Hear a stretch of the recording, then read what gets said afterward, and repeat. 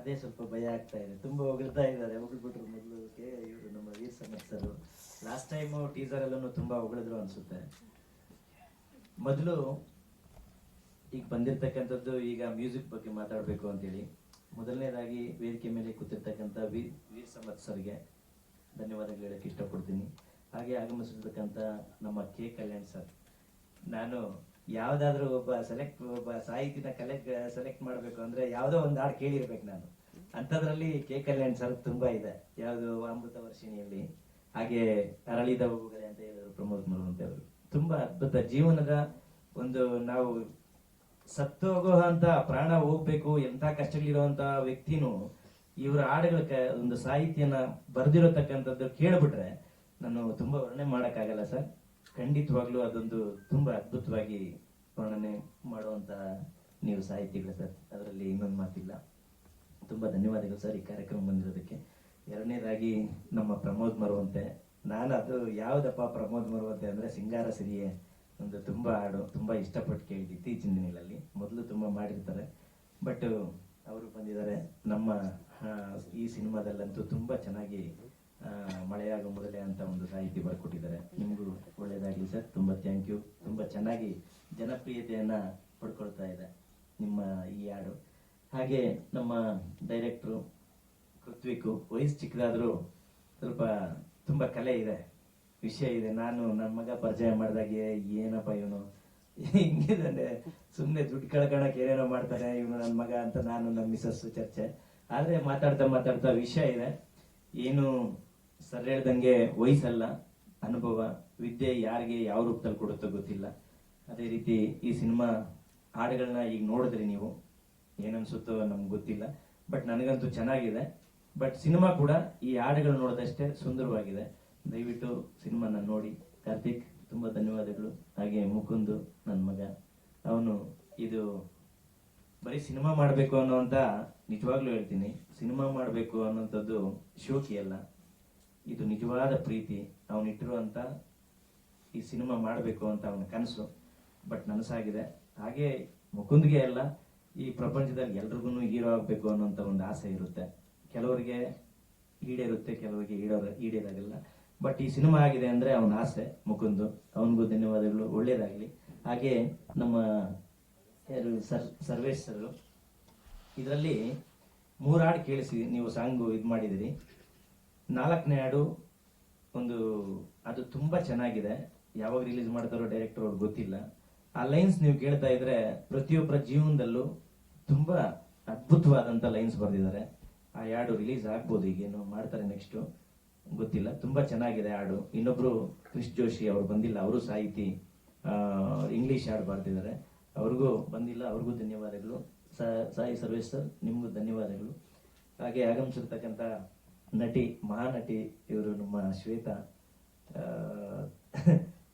ಅವ್ರಿಗೂ ಕೂಡ ಒಂದು ಹಾಡಲ್ಲಿ, ಒಂದು ಸಿನಿಮಾದಲ್ಲಿ ತುಂಬಾ ಚೆನ್ನಾಗಿ ಕತೆ ಮೂಡ್ ಬಂದಿದೆ ಅವ್ರದ್ದು ಸ್ಟೋರಿ. ಅಂದ್ರೆ ಲೈನ್ಸ್ ಜನಗಳಿಗೆ ಏನು ಅಂದ್ರೆ, ಕತೆ ಎಲ್ಲಾ ಸಿನಿಮಾದಲ್ಲೂ ಮಾಡ್ತಾರೆ, ಬಟ್ ನಮ್ಮ ಸಿನಿಮಾದಲ್ಲಿ ಪ್ರತಿಯೊಬ್ಬರ ಜೀವನದಲ್ಲಿ ಅಳವಡಿಸ್ಕೋಬೇಕು. ಬಟ್ ಹಿಂಗೆ ಒಂದು ಜೀವನ ಹೋಗುತ್ತೆ, ಕಷ್ಟ ಸುಖಗಳು, ಪ್ರೀತಿ, ನಗು, ಖುಷಿ ಎಲ್ಲ ಇರುತ್ತೆ. ಆ ರೀತಿ ಒಂದು ಸಿನಿಮಾ ಇದು.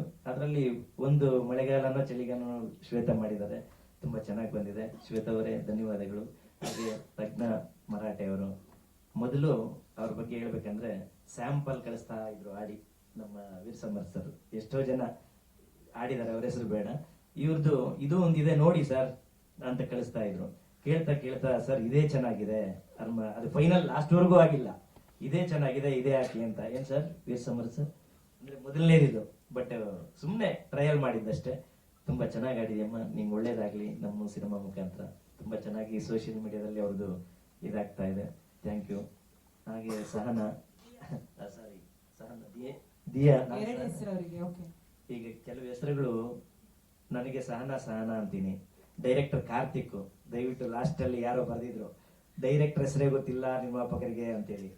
ಅಂದ್ರೆ ಡೈರೆಕ್ಟರ್ ಹೆಸರು ಪರಿಚಯ ಆಗಿದ್ದು ನನಗೆ ಕಾರ್ತಿಕ್, ಸಹನಾ, ಆಯ್ತಾ. ಹಾಗೆ ದಿಯಾ ಕೀರ್ತಿ ಅವರು, ನಿಮ್ಗೂ ಒಳ್ಳೇದಾಗ್ಲಿ. ತುಂಬಾ ಒಳ್ಳೆ ಪಾತ್ರ ಮಾಡಿದ್ದಾರೆ ದಿಯಾ ಕೀರ್ತಿ ಅವರು, ಅವ್ರಿಗೂ ಒಳ್ಳೇದಾಗ್ಲಿ. ಆಗಮಿಸಿರ್ತಕ್ಕಂಥ ನಿಮಗೆ ಮೊದಲನೇದಾಗಿ ಧನ್ಯವಾದಗಳು ಹೇಳ್ಬೇಕು ಸರ್. ನಿಮ್ಮದು ಜೀವನ ಹೆಂಗೆ ಅಂದ್ರೆ, ಒಬ್ಬ ವ್ಯಕ್ತಿನ ನೀವು ಇಷ್ಟಪಟ್ಟರೆ ಎಲ್ಲಿಗೋ ತಗೊಂಡು ಹೋಗ್ತೀರಿ. ಅದಕ್ಕಿಂತ ಒಂದೇ ರಾತ್ರಿಯಲ್ಲಿ ಹೀರೋನು ಆಗ್ತಾನೆ, ಒಂದೇ ರಾತ್ರಿಯಲ್ಲಿ ಜೀರೋನು ಮಾಡ್ತೀರಾ ನೀವು, ಆಯ್ತಾ? ಅಂತ ವ್ಯಕ್ತಿಗಳೇ ಜಾಸ್ತಿ. ಶೋಕಿಗೋಸ್ಕರ ಮಾಡೋ ಅಂತ ವ್ಯಕ್ತಿಗಳನ್ನ ನೀವು ನೋಡಿದಿರಿ.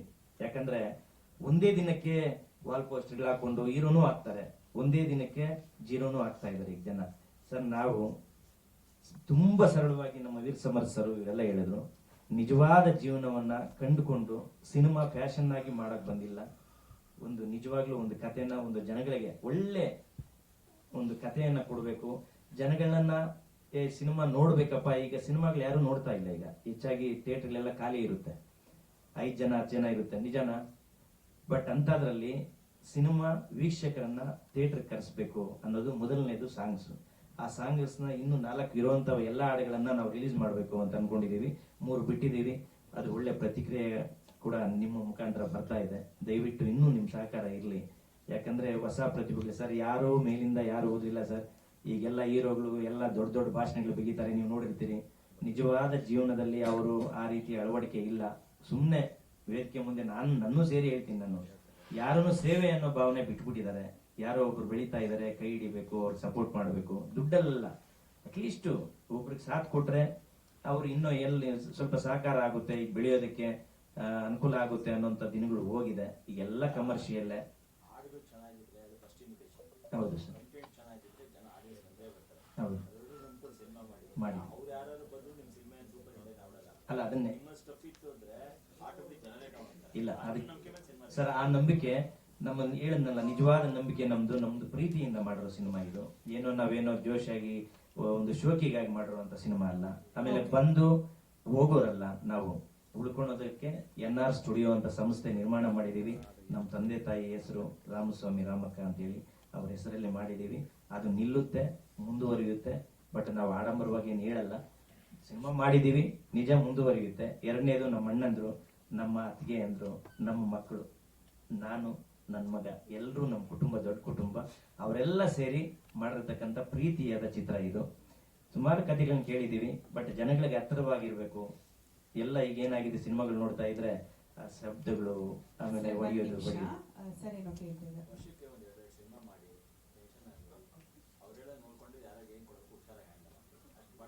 ಸರ್. ನೋಡಿ ಸರ್, ನಾನು ಅನುಭವದ ಸಿನಿಮಾ ತುಂಬಾ ಮಾಡಿದ್ದೀನಿ. ನಾನು ತುಂಬಾ ಅನುಭವ, ನನ್ನ ಜೀವನದಲ್ಲಿ ಸಿನಿಮಾ ಎಷ್ಟು ಬೇಕೋ ಅಷ್ಟು ಕಥೆಗಳು ನನ್ನ ಹತ್ರ ಇದೆ. ಜನಗಳನ್ನ ಅಧ್ಯಯನ ಮಾಡಿದೀವಿ, ಸೋಲು ಗೆಲುವುಗಳೆಲ್ಲ ನೋಡ್ಬಿಟ್ಟಿದ್ದೀನಿ. ನಾನು ಹೇಳಿದೆ, ಸಿನಿಮಾ ಇದು ಫ್ಯಾಷನ್ಗೆಲ್ಲ ಬಂದಿರೋದು. ನಿಜವಾಗ್ಲೂ ನನ್ನ ಮಗ ಆಸೆ ಪಟ್ಟಿದ್ದಾನೆ, ಪ್ರೀತಿಸಿದಾನೆ. ನಿಜವಾಗ್ಲೂ ಅವನು ಕೂಡ ಬೇರೆ ರೀತಿ ಇದೇನಿಲ್ಲ, ಒಳ್ಳೆ ನಮ್ಮ ಆಡಿಯನ್ಸ್ಗೆ ಒಳ್ಳೆ ಕಥೆಗಳನ್ನ ಕೊಡಬೇಕು ಅನ್ನೋಂಥ ಇಚ್ಛೆ ಇಟ್ಕೊಂಡು ಬಂದಿದ್ದೀವಿ. ಇದು ನಿಲ್ಲಲ್ಲ, ಮುಂದುವರಿಯುತ್ತೆ.